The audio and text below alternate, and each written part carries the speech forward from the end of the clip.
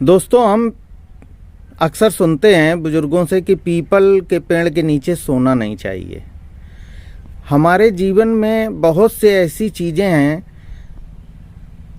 आम जीवन में, भारतीय संस्कृति में, जिनके मतलब हम लोग नहीं जानते हैं और इसलिए हम अवहेलना करते हैं, बुजुर्गों की बातों को मानते नहीं।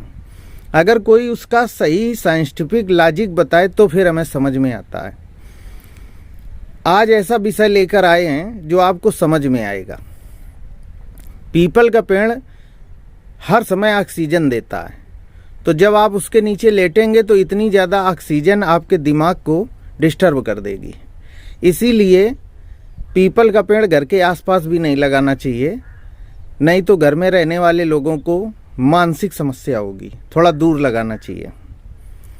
अब जब इस तरह से आप समझेंगे तो जितनी भी भारतीय संस्कृत में, परिवारों में बुजुर्ग माताएं, बहनें और पिता लोग कहते हैं, उन बातों का मतलब आप समझेंगे। अक्सर इम्यूनिटी का मामला, कमजोरी का मामला बहुत बढ़ रहा है। आज का विषय यही है। लोग रोगों से लड़ने की शक्ति खो चुके हैं।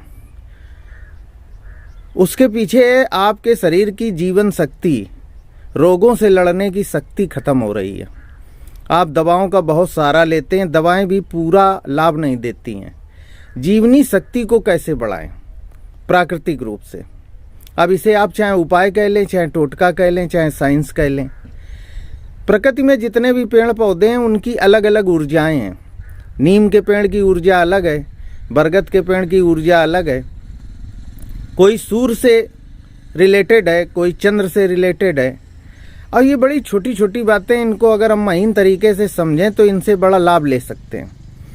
जैसे घर में तेज पत्ता होता है, ये सूर्य से रिलेटेड है। अगर हम तेज पत्ता अपने भोजन में डालना शुरू कर दें तो इम्यूनिटी बढ़ेगी, सूर्य की ताकत आएगी। और जो सुबह सूर्य को जल देने को बताया जाता है कि पानी में गुड़ और हल्दी मिला के सूर्य को जल दें, उसके पीछे भी साइंस है कि आपको सूर्य की पूरी ताकत मिलेगी और शरीर की इम्यूनिटी बढ़ेगी। और तीसरा एक काम और आप कर सकते हैं। बरगद का पेड़, आप बड़ के पेड़ में, बरगद के पेड़ में सुबह जल में 1 चम्मच दूध और थोड़ी शक्कर मिलाकर आप उस 1 लोटा जल बरगद के पेड़ में दें। आप साइंस पकड़िए, बरगद के पेड़ को कभी छू के देखना। बरगद के पेड़ की जो गर्मी होती है वो उतनी ही गर्मी होती है जितने आपकी शरीर के अंदर होती है। बरगद का टेम्परेचर, आपका टेम्परेचर 1 होता है। और जब आप उसमें वो जल डालते हैं तो सूर्य की, चंद्र की, शुक्र की, मंगल की सारी ताकतें उसमें मिल जाती हैं।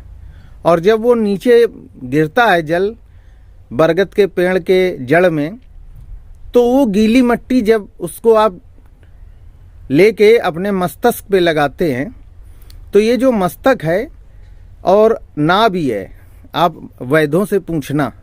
वैद्य लोग कहते हैं कि शरीर में नाभि से भी चिकित्सा होती है। नाभि में अलग अलग प्रकार के तेल लगाने से अलग अलग प्रकार की बीमारियां सही होती हैं। नाभि केंद्र है, उससे शरीर में सब कुछ चला जाता है। और मस्तिष्क के भी एक केंद्र है, तीसरा नेत्र है, वहाँ से भी शरीर में सारी चीज़ें जाती हैं। तो अगर वो गीली मिट्टी का तिलक और नाभि में आप लगाना शुरू कर दें तो ये तमाम सकारात्मक ऊर्जाएं आपके शरीर में जाने लगेंगी। और आपका जो वाइट सेल्स है, श्वेत रक्त कणिकाएं हैं जो खून में, वो बढ़ जाएंगी। और श्वेत रक्त कणिकाएं ही तो सैनिक हैं रोगों से लड़ने की। अगर आपकी श्वेत रक्त कणिकाएं बढ़ जाएंगी तो इम्यूनिटी बढ़ जाएगी, आपका शरीर, आपका जोश, उत्साह सब बढ़ जाएगा। अब इतना लंबा कोई बताता नहीं है। उन्होंने कहा बरगद में ये कर लेना, जल चढ़ाना, दूध और शक्कर मिला के। कोई ने कहा सूर्य में करना, तेज पत्ता खाना। हम लोग इसलिए नहीं मानते हैं कि उसका लॉजिक जब तक नहीं बताया जाएगा तो हम मानेंगे नहीं। तो आज मैंने इसका लॉजिक बताया कि रोगों से लड़ने की क्षमता कैसे विकसित करें। ये 3 बातें हैं, सूर्य को जल, बरगद को जल और तेज पत्ता का इस्तेमाल। आप करके देखिए और कुछ दिन बाद आप मुझे व्हाट्सएप पर मैसेज करेंगे ही करेंगे, क्योंकि लाभ होना निश्चित है। जय श्री राधे।